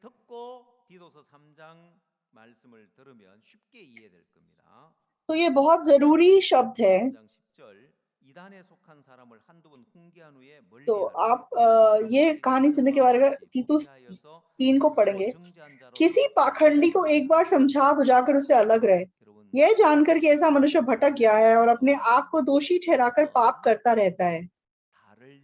तो यहाँ पाखंडी जो लिखा है वो कोरियन बाइबल में गलत शिक्षक लिखा है। किसी गलत शिक्षक से 1-2 बार समझा बुझाकर उससे अलग रहे। तो कोरियन में गलत शिक्षक जो अर्थ है उसका मतलब है कि इसका अंत अलग है। तो गलत शिक्षक कौन है? नर्क जाने वाले लोग गलत शिक्षक हैं। तो कैसे लोग नर्क जाते हैं? अपने आप को दोषी ठहराने वाले। सबसे डरावनी बात क्या है? अपने आप को दोषी ठहराना। यीशु मसीह ने सारी मनुष्य जाति का पाप यीशु मसीह के ऊपर परमेश्वर ने यीशु मसीह के ऊपर लाद दिया। और यूहन्ना ने जब यीशु को बपतिस्मा दिया तो यीशु सारा मनुष्य जाति का पाप यीशु के ऊपर चला गया। बाइबल साफ यीशु मसीह को परमेश्वर का मेमना कहती है, जो जगत का पाप उठा ले जाता है। और यीशु मसीह जब क्रूस में मरते हैं तो यीशु मसीह बोलते हैं सब पूरा हुआ। लेकिन फिर भी जो लोग अपने आप को दोषी ठहराते हैं तो वो गलत शिक्षक हैं, वो लोग स्वर्ग नहीं जा सकते। तो आखिरी दिन वो लोग आग के कुंड में फेंक दिए जाएंगे और आखिरी दिन प्रभु कहेगा कि मैं तुम्हें नहीं जानता, और प्रभु कहेगा कि हे अंधेर करने वालों, मुझसे दूर हो जाओ।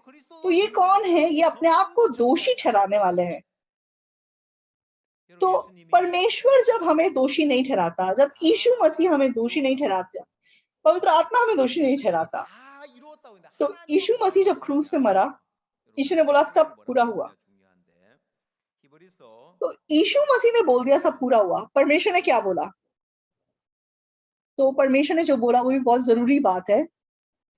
इब्रानियों 10 फिर से देखेंगे।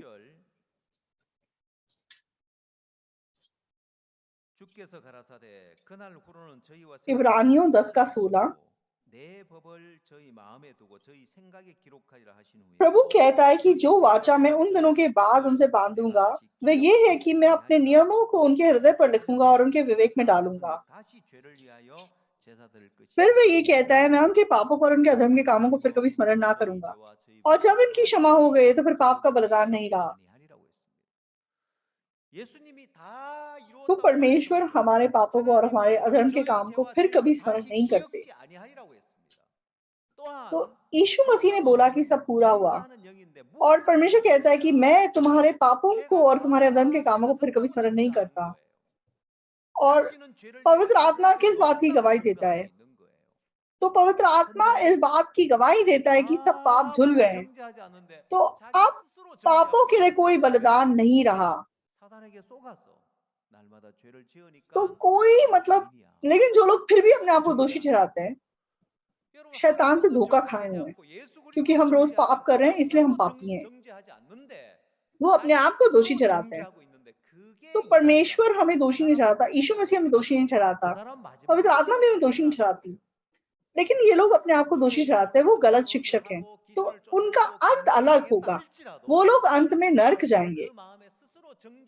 तो प्रभु के नाम से उन्होंने बुरी आत्माओं को निकाला और बहुत से चिन्ह चमत्कार किए, लेकिन अगर वो अपने आप को दोषी ठहरा रहे हैं तो प्रभु कहता है कि मैं उनको नहीं जानता।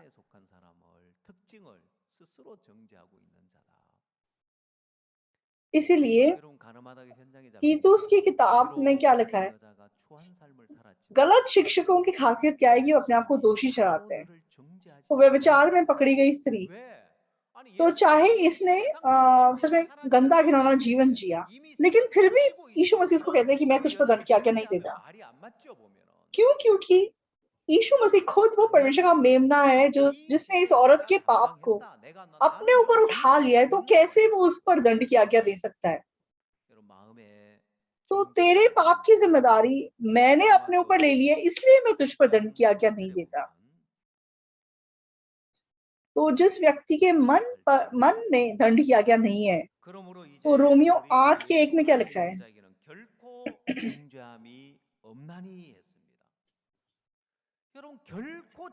अतः अब जो मसीह यीशु में है उन पर दंड की आज्ञा नहीं।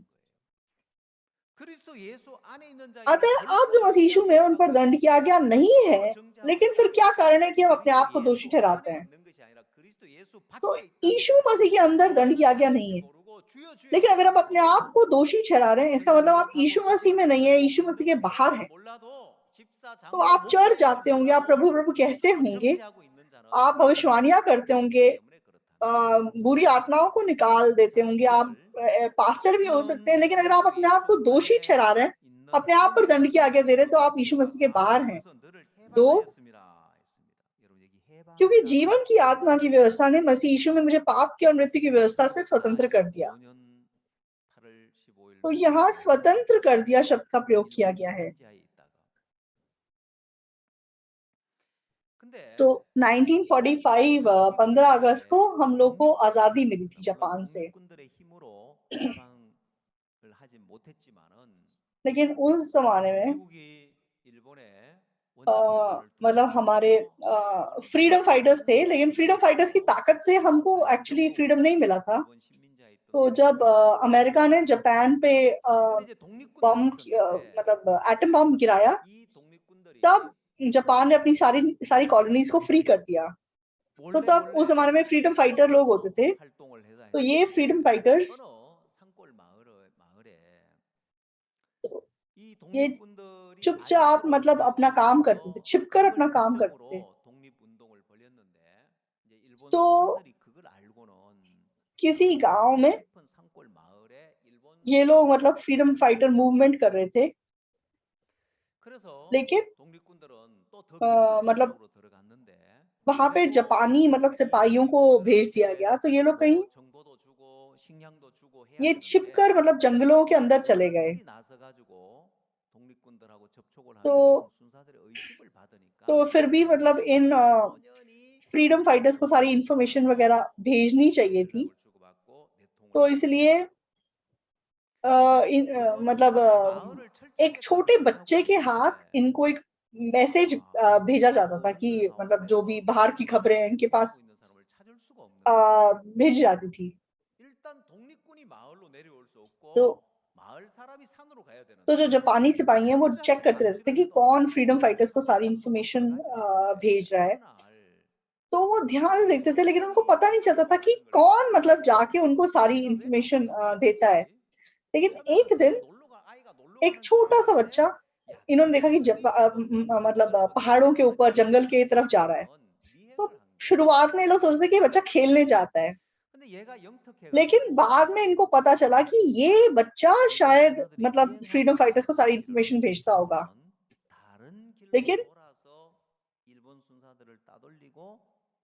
ये ये बच्चा मतलब बहुत होशियार था। इसको पता चल गया कि जापानी सिपाही मुझे देख रहे हैं, इसलिए एक दिन इसने उनको धोखा देके मतलब किसी और रास्ते से जाके फ्रीडम फाइटर्स तक पहुंच गया। लेकिन उनके पास पहुंच गया, लेकिन वापस नहीं आ सकता, क्योंकि दोबारा अगर जापानी सिपाही इसको देख लेंगे तो ये पकड़ा जाएगा। तो अपने अपने घर को अपने घर में ये एक मैसेज भी नहीं दे सका और फ्रीडम फाइटर्स के साथ ही इधर उधर उधर जाके काम करने लगा। लेकिन ऐसे करते करते ये बच्चा थोड़ा सा बड़ा हो गया, और जब ये बड़ा हो गया तब हम लोग मतलब आजाद हो गए। तो जब ये बच्चा जैसे बड़ा हो गया, जवान हो गया, लेकिन लंबे टाइम से ये अपने घर नहीं गया है, कभी अपने पेरेंट्स को इसने कांटेक्ट नहीं किया है। इसके माँ बाप लोग कितने चिंता करते होंगे। एक दिन अचानक से इनका बच्चा गायब हो गया, तो उनको नहीं पता कि ये बच्चा मतलब मर गया या जिंदा है या कहाँ है। लेकिन एक्चुअली ये बच्चा अच्छे से फ्रीडम फाइटर्स के साथ रह रहा था, लेकिन माँ बाप को इसकी कोई खबर नहीं थी। तो जैसे ही इनको पता चला कि हमारे देश को फ्रीडम मिल गया है, तो सारे लोग मतलब खुश हो रहे थे, पार्टी कर रहे थे। लेकिन ये बच्चा सबसे पहले फटाफट से अपने घर वापस गया, भाग के अपने गांव की ओर भागता हुआ गया। और उस जमाने में मतलब ट्रांसपोर्ट के कोई माध्यम नहीं होते थे, इसलिए बहुत दिन बहुत हफ्ते उसको लगे अपने घर तक पहुंचने के लिए। अब एक पहाड़ रह गया, एक पहाड़ पार करने के बाद उसका गांव आने वाला था। और जब मतलब तो दूर से अपना गांव दिखाई दे रहा था, लेकिन उसके गांव के बीच में अभी भी उसने देखा कि जापान का फ्लैग लगा हुआ है। तो उसने सोचा कि जापान का फ्लैग क्यों अभी तक लटका हुआ है। तो अभी तक तो जापान के झंडे को जला देना चाहिए था, अभी तक क्यों लटका हुआ है। तो इसलिए फटाफट से सबसे पहले घर जाते हैं और घर जाके बोलते हैं, पिताजी मैं आ गया। तो पिता ने दरवाजा खोला, कौन है।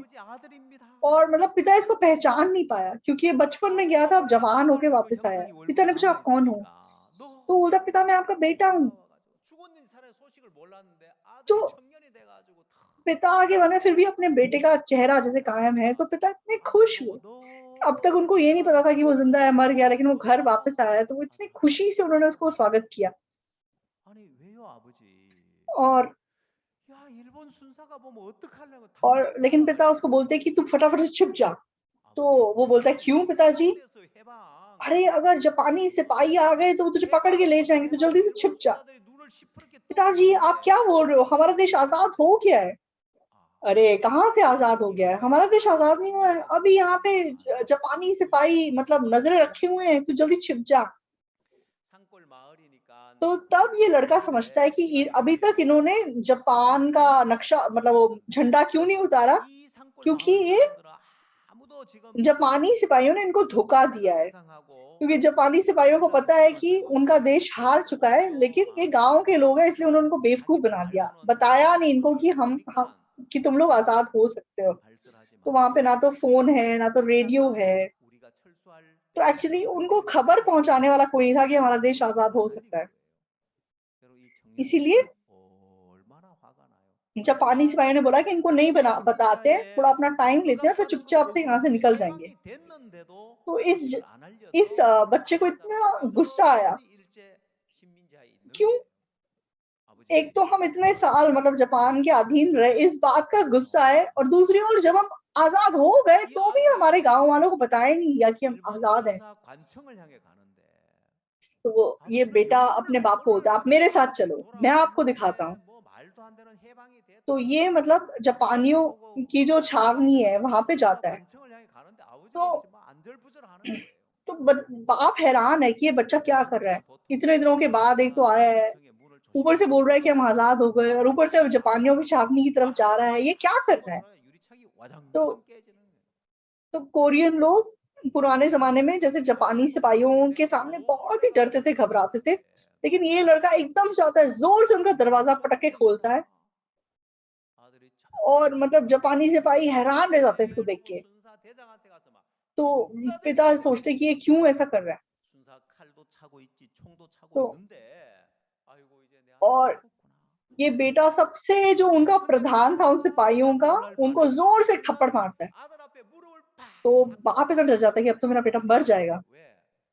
लेकिन बहुत ही हैरानी की बात होती है कि वो सारे सिपाही इस लड़के के सामने घुटने टेक देते हैं, क्योंकि ये जो लड़का ये बाहर से आया, इसलिए इसको पता है कि हमें आजादी मिल चुकी है। उसके सामने वो जापानी सिपाही कुछ नहीं कर सके, एकदम से अपने घुटने पे आ गए। तब मतलब इस पिता को पता चलता है कि ये सच है कि हमारा देश आजाद हो चुका है। तो उस देश में मतलब आजादी की खबर जो है वो लेट पहुंची, इसलिए उसको आजादी लेट मिली। तो यहाँ पे बाइबल मसीह यीशु में जो जीवन और आत्मा की व्यवस्था है, उसने हमें पाप और मृत्यु की व्यवस्था से स्वतंत्र किया है, लिखा हुआ है। लेकिन अभी भी जो लोग पाप से स्वतंत्र नहीं हुए हैं, अभी भी अपने आप को दोषी ठहरा के जी रहे हैं। हे प्रभु मैं पापी हूँ, मुझे क्षमा कर दे, हे प्रभु मेरा पाप क्षमा कर दे। हम रोज पाप करते थे, हमें रोज माफी मांगनी पड़ेगी, वो रोज अपने आप को दोषी ठहरा के जी रहे हैं। क्यों? क्योंकि उन्होंने शैतान से धोखा खाया हुआ है। तो जापानी सिपाहियों ने जिस प्रकार उस गांव के लोगों को धोखा दिया, उनको बताया नहीं देर तक कि तुम्हारा देश आजाद हो चुका है।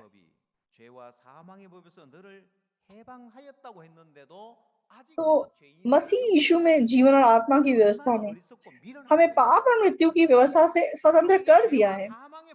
लेकिन अभी भी जो अपने आप को दोषी ठहरा रहा है, वो कितनी मूर्ख बात है। तो यहाँ पे जीवन और आत्मा की व्यवस्था है। तो पाप की मजदूरी मृत्यु है। अगर तुम पाप करते हो तो तुम्हें नरक जाना पड़ेगा। लेकिन एक नई व्यवस्था है। नई व्यवस्था क्या है? जीवन और आत्मा की व्यवस्था है। जीवन और आत्मा की व्यवस्था क्या है? प्रभु कहता है कि मैं उनके पापों को और उनके अधर्म के कामों को फिर कभी स्मरण नहीं करूंगा। तो हाँ ठीक है, तुमने पाप किया है। हम मनुष्य रोज पाप करते हैं, हम पाप का बीज हैं, हम निरंतर बुराई करते हैं। लेकिन परमेश्वर कहता है कि मैं तुम्हारे पापों को और तुम्हारे अधर्म के कामों को फिर कभी स्मरण नहीं करता, क्योंकि इनकी क्षमा हो गई है। तो सिद्ध रूप से हमारे पाप यीशु ने अपने लहू से धो दिए हैं। तो जो लोग अभी भी अपने आप को दोषी ठहरा रहे हैं, वो मसीह यीशु में नहीं है, वो गलत शिक्षक हैं, पाखंडी हैं। तो चाहे वो एल्डर हो सकते हैं, पास्टर हो सकते हैं, वो 20 साल 30 साल से चर्च जा सकते हैं, उन्होंने बहुत चंदा दिया हो सकता है, उन्होंने बहुत मेहनत की हो सकती है प्रभु के लिए, लेकिन उनका अंत अलग होगा। क्यों? क्योंकि अपने आप को दोषी ठहरा रहे हैं। अपने आप को दोषी ठहराने वाले नरक जाए बिना नहीं रह सकते।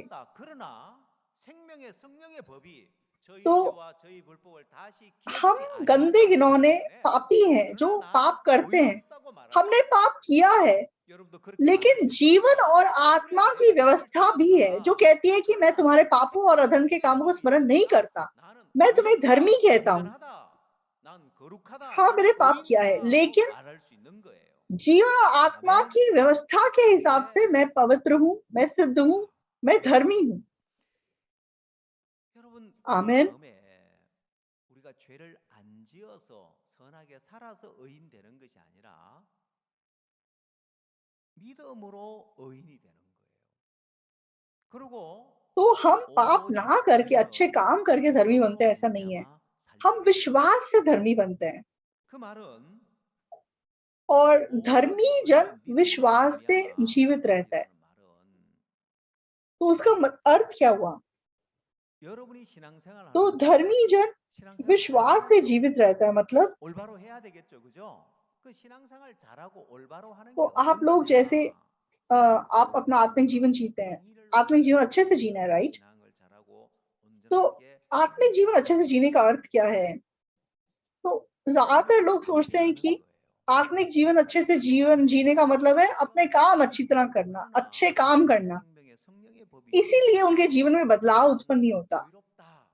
हाँ, मैंने पाप किया, लेकिन क्योंकि जीवन और आत्मा की व्यवस्था मुझ पर लागू होती है, इसलिए मैं धर्मी हूँ। तो ये लीगल है या इलीगल है? तो जिस व्यक्ति के मन में दंड की आज्ञा नहीं है, वो व्यक्ति सच में यीशु मसीह के द्वारा स्वर्ग जा सकता है।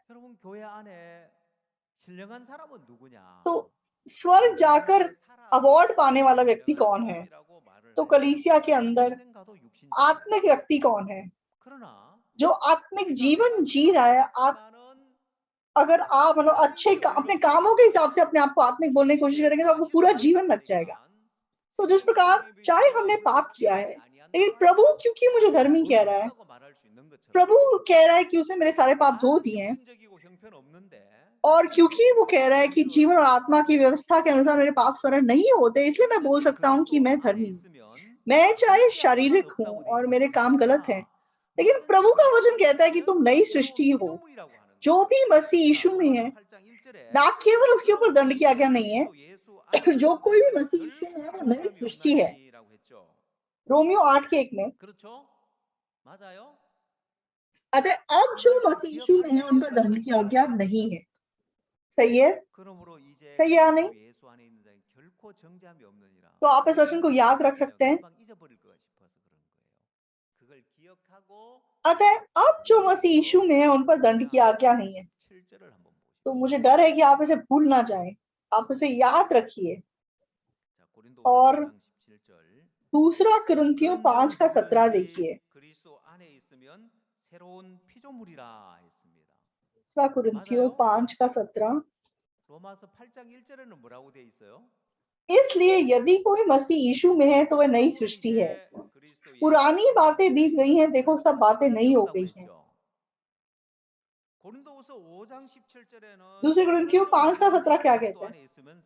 मतलब अभी हमने पढ़ा रोमियो 8:1 में कि जो मसीह यीशु में है उन पर दंड की आज्ञा नहीं है, और दूसरे कुरिन्थियों 5:17 में लिखा है कि जो मसीह यीशु में है वो नई सृष्टि है। तो अगर आप मसीह यीशु में हैं तो ना केवल आपके ऊपर दंड की आज्ञा नहीं है, जो मसीह यीशु में है वो परमेश्वर की नजरों में नई सृष्टि है। तो नई सृष्टि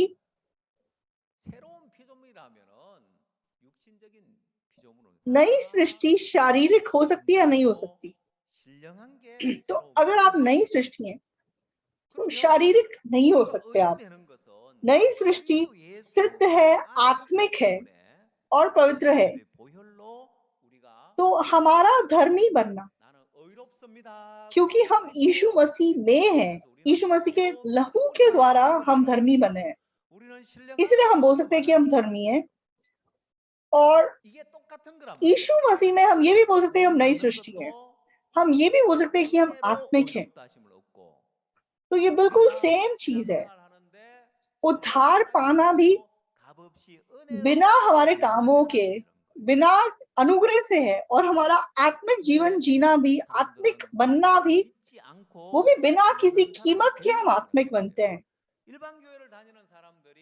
लेकिन लोग इस सच्चाई पे विश्वास ना करके आत्मिक बनने की कोशिश करते हैं। तो ज्यादातर चर्चेस में क्या सिखाया जाता है कि तुम कोशिश करो, धर्मी बनने की कोशिश करो, आत्मिक बनने की कोशिश करो। इसलिए लोग सालों साल चर्च आने के बाद भी पापी ही रहते हैं। तो उद्धार पाए व्यक्ति अगर अपने कामों के द्वारा आत्मिक बनने की कोशिश करेगा तो वो 10 साल 20 साल भी शारीरिक ही रहेगा।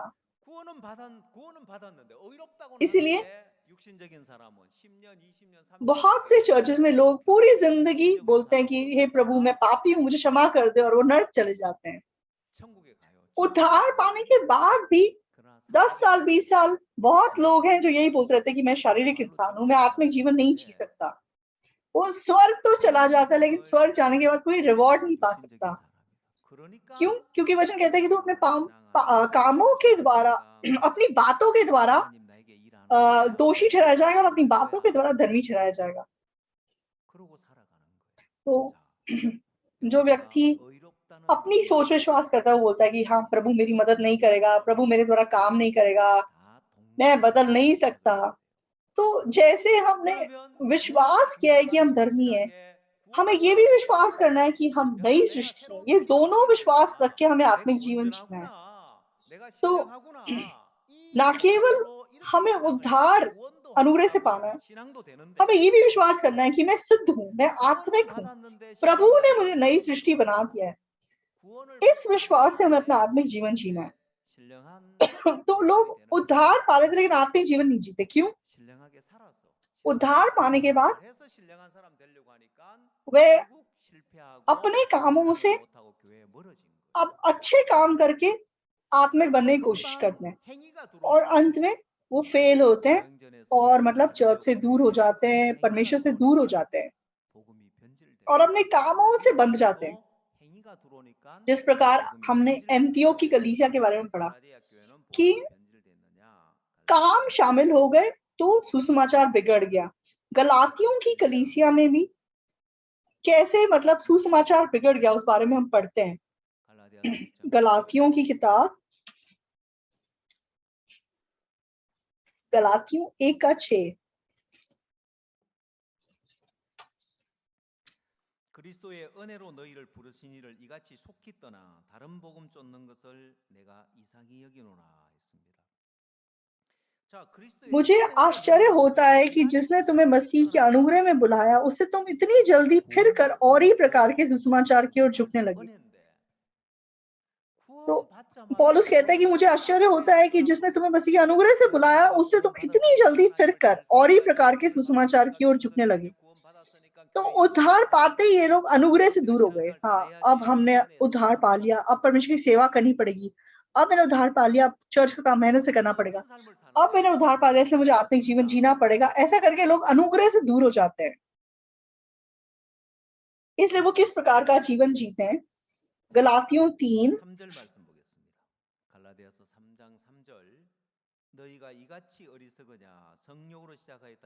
गलातियों 3:3। हे निर्बुद्धि गलातियों, किसने तुम्हें मोल लिया है? तुम्हारी तो मानो आंखों के सामने यीशु मसीह क्रूस पर दिखाया गया था। 4 क्या तुमने इतना दुख व्यर्थ ही उठाया? परंतु कदाचित व्यर्थ नहीं। जो तुम्हें आत्मा दान करता है और तुम्हें सामर्थ्य के काम करता है, वह क्या व्यवस्था के कामों से या सुसमाचार पर विश्वास से ऐसा करता है? तो ये 5 वचन बहुत ज्यादा जरूरी है। लोग क्यों आत्मिक जीवन नहीं जी पाते हो, लोग कैसे गलत रास्ते पे चले जाते हैं, वो 5 वर्ष में बताया गया है 3 के 5 में। जो तुम्हें आत्मा दान करता और तुम में सामर्थ्य के काम करता है, वह क्या व्यवस्था के कामों से या सुसमाचार में विश्वास से ऐसा करता है? तो जिसने तुम्हें आत्मा दान किया, ये उद्धार के बारे में बताया गया है, और तुम में सामर्थ्य के काम करता है, ये आत्मिक जीवन के बारे में बताया हुआ है। तो उद्धार पाना और आत्मिक जीवन जीना, ये दोनों चीजें व्यवस्था के कामों से नहीं है, विश्वास से है, अनुग्रह से है। तो जिसने तुम्हें आत्मा का दान दिया, मतलब जिसके द्वारा तुमने उद्धार पाया, तो तुम्हारे पास पवित्र आत्मा है नहीं? हाँ। तुमने कैसे पवित्र आत्मा को पाया? हाँ, मैंने बिना किसी कीमत के परमेश्वर के अनुग्रह से पवित्र आत्मा को पाया, परमेश्वर के अनुग्रह से उद्धार को पाया। तो क्या परमेश्वर तेरे द्वारा सामर्थ्य के काम करता है? नहीं, मेरे पास तो विश्वास नहीं है, मैं तो बहुत शारीरिक इंसान हूँ, इसलिए मेरे द्वारा परमेश्वर सामर्थ्य के काम नहीं करता। तो उद्धार तुमने अनुग्रह से पा लिया, लेकिन आत्मिक जीवन तुम अपने कामों से जीने की कोशिश कर रहे हो, इसलिए तुम आत्मिक जीवन नहीं जी पा रहे हो। क्यों लोगों को आत्मिक जीवन मुश्किल लगता है? क्यों उनको ये दिखाई नहीं देता कि परमेश्वर सामर्थ्य से मेरे द्वारा काम कर रहा है? क्योंकि वो शारीरिक है, इसलिए ऐसा नहीं है। तो आप शारीरिक है इसलिए परमेश्वर आपके द्वारा काम कर, ऐसा नहीं है।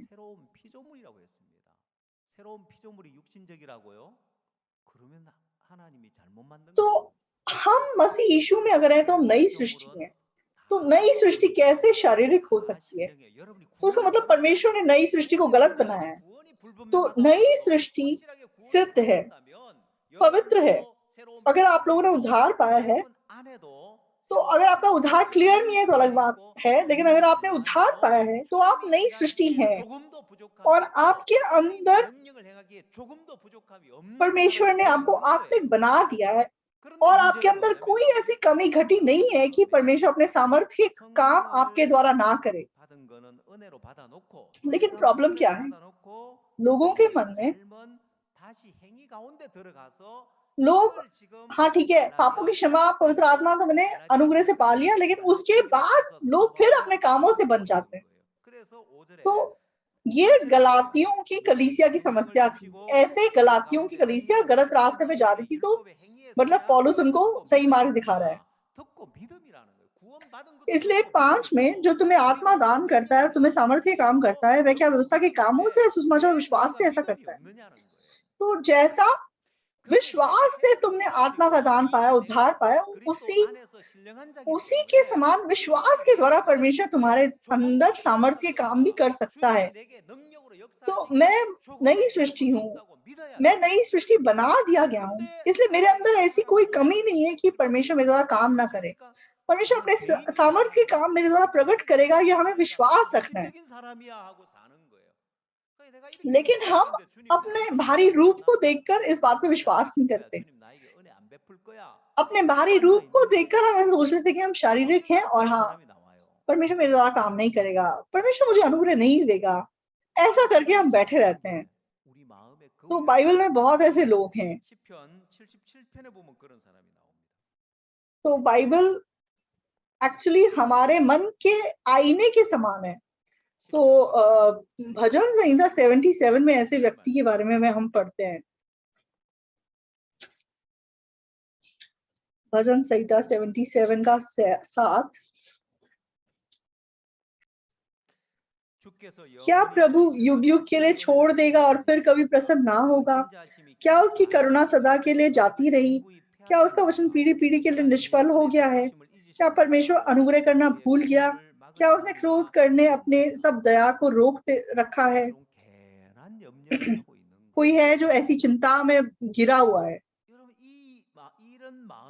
तो ऐसा मन, हाँ मैं शारीरिक हूँ, परमेश्वर मेरे लिए काम करेगा कि नहीं करेगा, परमेश्वर क्या मुझे अनुग्रह देगा कि नहीं देगा, परमेश्वर मेरी मदद करेगा कि नहीं करेगा, मैं तो ऐसा व्यक्ति हूँ, परमेश्वर मुझे मदद नहीं करेगा।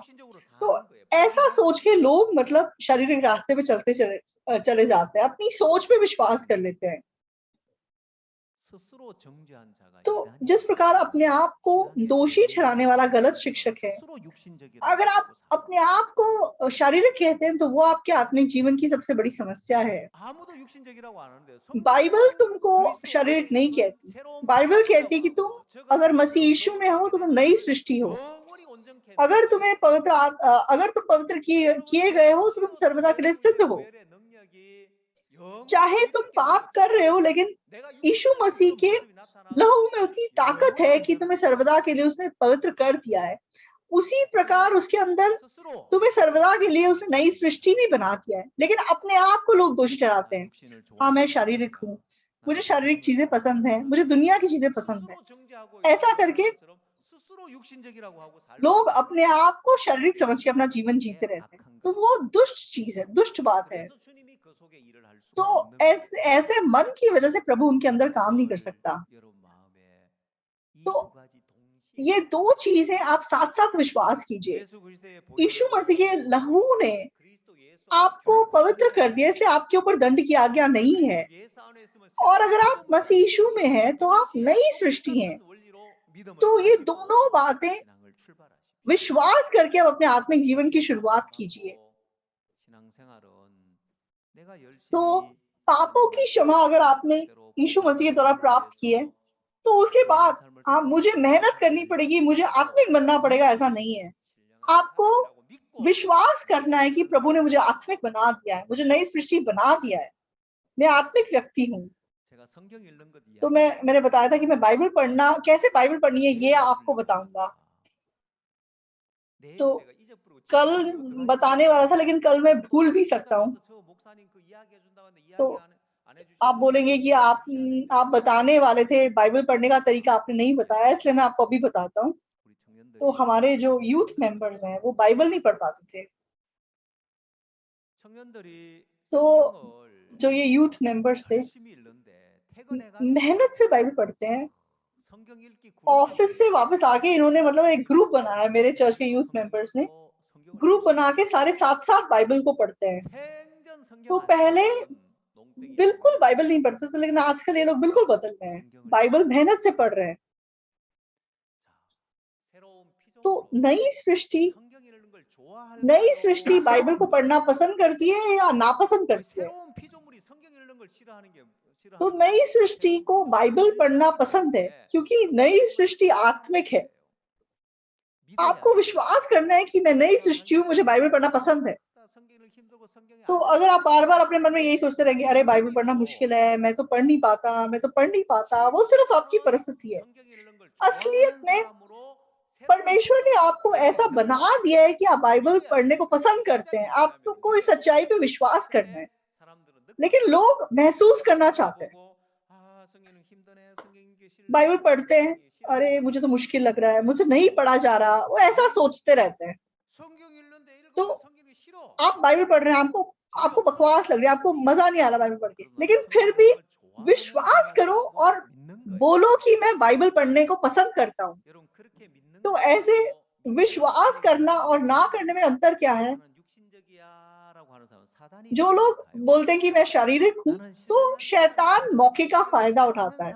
लेकिन जब हम बोलते हैं कि मैं आत्मिक हूँ, मुझे बाइबल पढ़ना पसंद है, तो हम आत्मा को काम करने का अवसर देते हैं। तो एकदम से हमारे चर्च के यूथ मेंबर्स बहुत बदल गए। तो पहले वो कोशिश करते रहते थे, बाइबल पढ़नी पड़ेगी, पढ़ना ही चाहिए।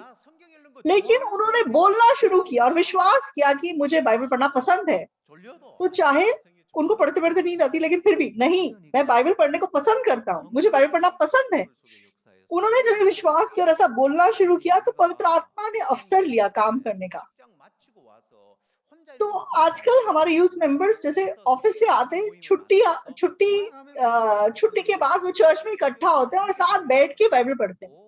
एक वर्स मतलब साथ बैठ के पढ़ते तो और जल्दी और ज्यादा पढ़ पाते हैं। तो पहले जवान बच्चे सुबह जो 6 बजे की सर्विसेज में कभी भाग नहीं लेते थे, लेकिन अब वो बोले लगे कि हम अलग सर्विस करेंगे। तो उनको परमेश्वर ने ऑलरेडी ऐसा बना दिया कि उनको बाइबल पढ़ना पसंद है, उनको प्रार्थना सभा में भाग लेना पसंद है। तो जब उन्होंने ये विश्वास किया और ये बोलना शुरू किया, तो पवित्र आत्मा ने अवसर लिया और काम करना शुरू किया। तो मैंने आपको खाना खाने के विषय में बताया था। तो मैंने मतलब पहले मैं ब्लैक कॉफी पसंद नहीं करता था, चीनी वाली दूध वाली कॉफी पसंद करता था। तो मैं लेकिन मुझे लगा ये ब्लैक कॉफी मुझे स्वाद नहीं लगती, मुझे पसंद नहीं है। लेकिन बहुत लोग हैं जो उसको पसंद करते हैं, तो मैंने विश्वास किया कि मैं भी इसको पसंद करता हूँ, और मैंने बार बार लगे से ब्लैक कॉफी को पिया, बिना चीनी बिना दूध के। लगातार मैं ऐसा पीता गया, तो एक दिन मैं ऐसा इंसान बन गया कि मैं उसका फैन बन गया। अब मैं अलग अलग वैरायटी की ब्लैक कॉफी लेके आता हूँ और उसको उस प्रकार की फिल्टर कॉफी को पीता हूँ। मेरे पास इथियोपिया की ब्लैक कॉफी भी है, जमैका ब्लू माउंटेन कॉफी भी है, और कोई अगर मुझे कॉफी ला के देता है तो कॉफी मतलब एक्सपायरी डेट के अंदर अंदर पीनी चाहिए, उसके बाद कॉफी का स्वाद खत्म हो जाता है, उसकी खुशबू खत्म हो जाती है। तो इसीलिए जब रिट्रीट होती है तो सामुनिम लोग हमें कॉफी बना के देती है और अगले दिन फ्रिज में रख देती है, अगले दिन गर्म करके वही दे देती है। लेकिन वो मतलब उसका स्वाद खराब हो जाता है, तब तक उसको हम कॉफी नहीं बोल सकते अगले दिन अगर तुम उसको पियोगे। तो जो कॉफी मशीन वाली कॉफी होती है जिसमें दूध चीनी होती है, वो सेहत के लिए सबसे बुरी है। तो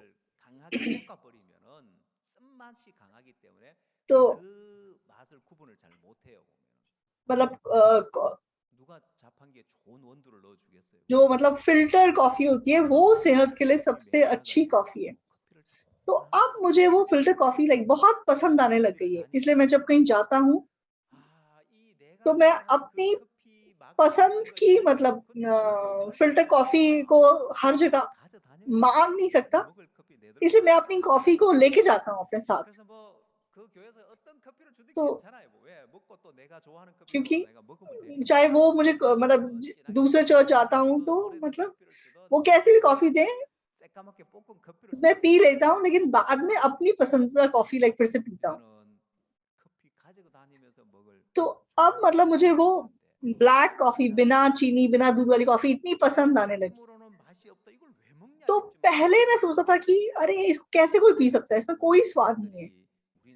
तो उसी प्रकार हमें विश्वास करना है, हमें परमेश्वर ने नई सृष्टि बना दिया, इसलिए हमें बाइबल पढ़ना पसंद है, हमें प्रचार करना पसंद है, हमें सच बोलना और सच पे विश्वास करना है। तो हमारे यूथ लोगों ने जब ऐसा किया तो उनका जीवन भी अपने आप बदल गया। तो जो लोग अपने आप को पापी कहते हैं वो मतलब सर्वदा के लिए नरक जाए बिना नहीं रह सकते। लेकिन जब हमने विश्वास रखा कि हम धर्मी हैं, पवित्र हैं, तो परमेश्वर ने हमें इस कलीसिया से जोड़ा और इतना अद्भुत जीवन हमें दिया। तो अब हमें ना केवल ये विश्वास करना है कि हम धर्मी और पवित्र हैं, लेकिन हमें ये भी विश्वास करना है कि हम नई सृष्टि और हम आत्मिक हैं। तो परमेश्वर और अद्भुत रूप से आपके जीवन को बदलेगा। तो आज से आप ये दो विश्वास साथ रख के अपना जीवन शुरू कीजिए।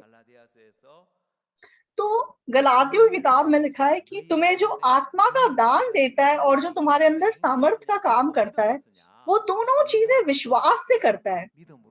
तो इन दो विश्वास को रख के आप प्रभु के अंदर एक आशीषित जीवन जिएंगे, मैं ऐसी आशा रखता हूँ। तो हम प्रार्थना करेंगे।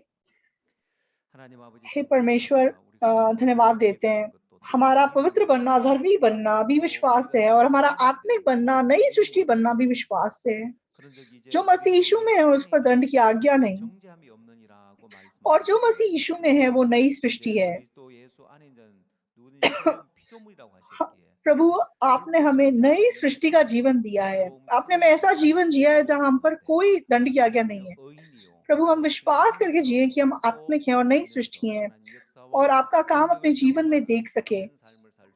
प्रभु, आपको धन्यवाद देते हैं, यीशु मसीह के नाम से प्रार्थना करते हैं, आमीन।